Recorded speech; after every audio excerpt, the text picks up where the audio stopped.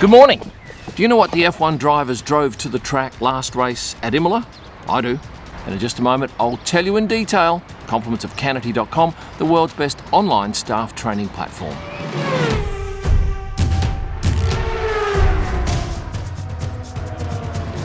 So what did these drivers drive to the Imola track? Well, let's start with Charles Leclerc. Charles actually rolled up in two separate cars. On one day he came in a Ferrari Roma, this magnificent black version, which in the UK retails for around £171,000. And there were four of them in that car, but he also drove a Maserati Quattroporte. Now they're the sort of cars I'd expect a Ferrari driver to be arriving at the track in, with a bit of style and class and flying the flag for the brand. What about his teammate Carlos Sainz? What did he drive? A Maserati Levante Grand Sport. They are different cars than what they drove in Bahrain. They had Quattroportes in Bahrain and they've changed to these two. And the car that Carlos was driving sells for about half the price of the Ferrari Roma. What was the current F1 world champion driving? Nothing. He stayed at the track in a motorhome, I'm guessing 300 metres from the swipe gate. So he didn't need to drive into the track. Lewis simply scooted in on an electric scooter. Some days he'd come through the middle of the car park, other days he'd come through the walkway, some days on his own and others with his physio, Angela Cullen. But very convenient to stay in a motorhome near the track because his teammate also did, Valtteri Bottas, but he simply came in on foot. Of course, the advantage of staying in a motorhome is less travel time involved, and in these tricky times it's wise to minimise contact with anybody outside of your immediate bubble. Were they the only two? No, there were some more and I'll go through them in a moment. Next up, Sergio Perez. What did he drive? He drove a Honda Civic Type R. This is a four-seater and he needed that because he had three coming in each day in that car. Of course, Honda supplies the engines for Red Bull, and it made sense that he came in one of his engine suppliers' cars. This is a snazzy looking piece of equipment. It sells for about €36,000. It does 0 to 105.8 seconds and has a top speed of 170 miles an hour. What is that in Jesus, that's miles an hour. That's bloody quick. 170 plus 17 times 6 is 60. So it's got a top speed of about 270 kilometres an hour. So it's a powerful piece of machinery. He wasn't the only one to drive a Type R Honda Civic. Three other drivers drove one. They are Max Verstappen, he drove this white one. Yuki Tsunoda, driving another white one, parking next to each other on this particular day out in the car park. And Pierre Gasly drove this grey one as the bells chime. 2, 3, you'll be able to tell what time I'm recording this. 4, 5, 6.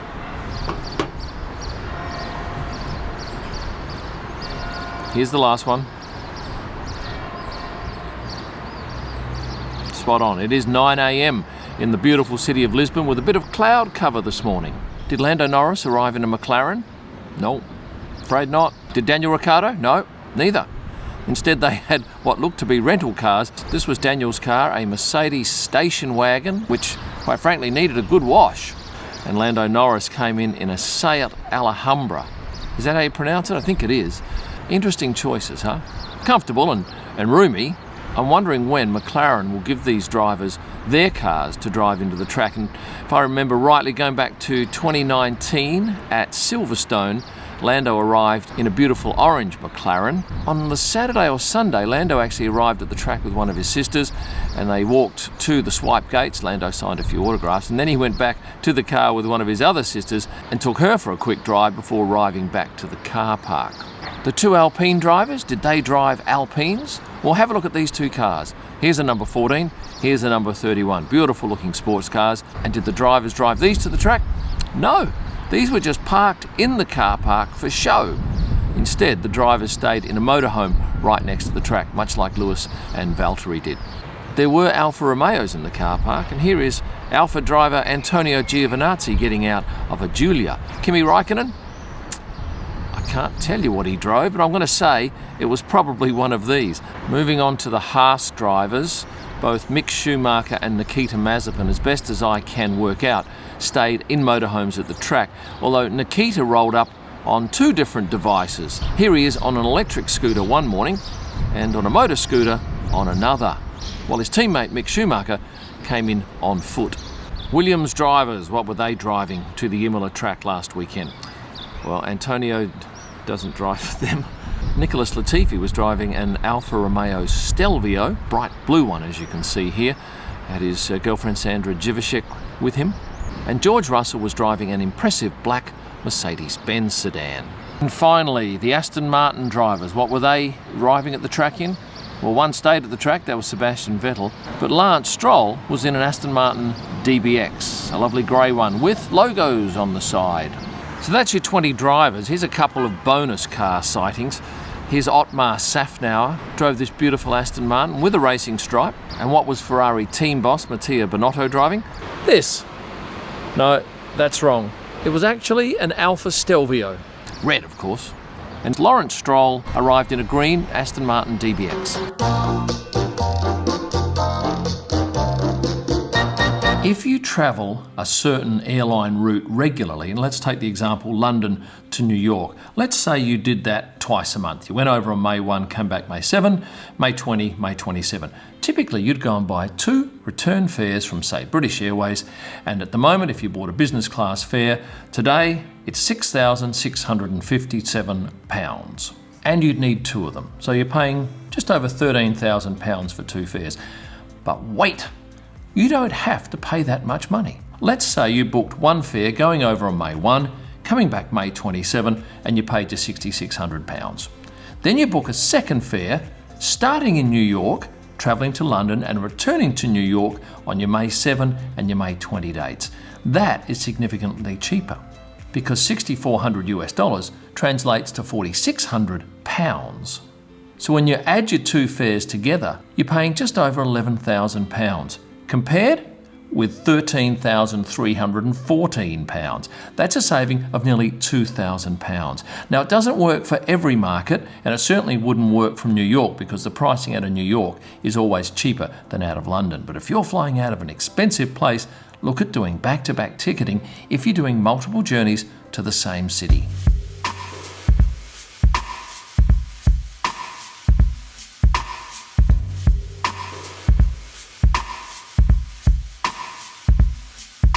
I did an audio interview earlier this week and videoed my side of the conversation, and I thought I'd play some of the answers to you. The first question was, do I know all of the spy photographers? I don't think anybody advertises that they're a spy photographer, but I do know of one current guy, and I know of a guy in the past who's no longer in the sport who do it. And I was actually standing at Ravazza, and another photographer said to me, "See that cable down there?" And I said, "Yes." That's the spy photographer cable. That plugs into his camera, he takes a photo, and it instantly shoots back to whoever his client is. It was, and he certainly had to hang on, and I think it was Vettel behind him, he had to keep at bay. But I remember that I finished shooting that day, and I had my son shooting with me as well, and I said to him, "Look, you go up and do the post-race celebration at the Red Bull pool," and I stayed down the media centre, and I thought, well, how stupid was that? I should have been up there photographing that moment, because that was a great moment. I understand that that thing is built in Italy and then floated to Monaco and moored next to the paddock.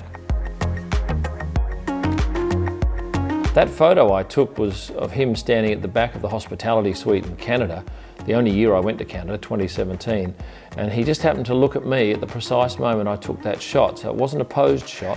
It's a really beautiful portrait of him. Well, Instagram was purely the fact that all the other photographers were doing something, and it seemed like that's a good way to get your name out there.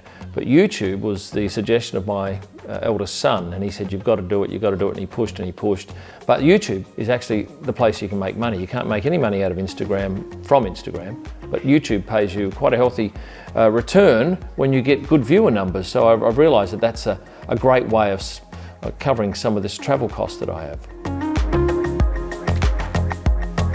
I can tell you that going back a few years ago, maybe 5, I had the F1 app, and I was about to go out to dinner on a Sunday night, and Daniel was racing somewhere in the world, and I was listening to this audio broadcast of it, and he was coming up through the field, and I delayed going to dinner, and at that point I thought, right, I think I'm probably a fan of Daniel because he went to school at the same school my sons went to, and I know his parents.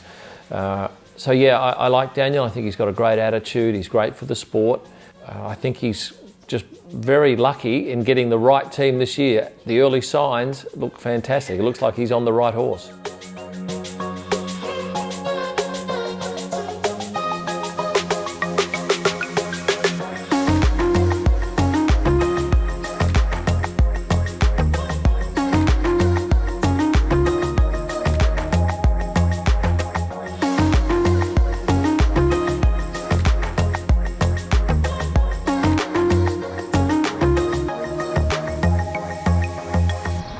If you've liked the video, please hit the like button, subscribe if you haven't done so, and if you would like to be notified when new videos are out, click the notifications bell.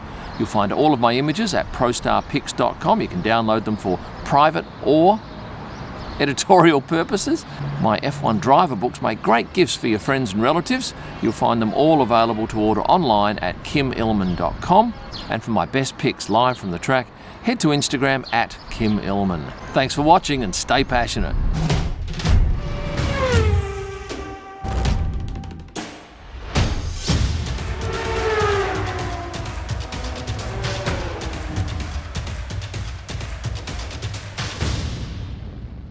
It's 9:04. Why are the bells go? We just had them 4 minutes ago and we had lots of them. Are they finished? Right, let's go again, eh?